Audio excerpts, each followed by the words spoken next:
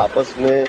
तो दोस्तों देखिए पवन सिंह और उनकी पत्नी ज्योति सिंह का इस मुस्कान को पाने के लिए, इस मुस्कान को देखने के लिए भोजपुरी फिल्म इंडस्ट्री के साथ पूरे यूपी, बिहार और झारखंड जितने भी पवन सिंह के चाहने वाले हैं उनको आंखों बरसों से तरस आ रही थी कि पवन सिंह और ज्योति सिंह को देखने के लिए। और फाइनली अब वो दिन आ चुका है जो कि पवन सिंह और पवन सिंह के पत्नी के इस मुस्कान के लिए तरस रहे थे और आज आप लोग सच में देख चुके हैं। जी हाँ दोस्तों, आप सभी को बता दूं कि पावर स्टार पवन सिंह और उनकी पत्नी ज्योति सिंह के बीच जो तलाक का मामला चल रहा था उस मामले के निपटारा हो चुका है और finally power star Pawan Singh ने अपनी पत्नी ज्योति सिंह को अपना लिया है। और आप सभी को जानकारी के लिए मैं बता दूं कि ये बहुत ही बड़ा काम किए हैं power star Pawan Singh. Bhojpuri industry के लोग इस चीज को देखने के लिए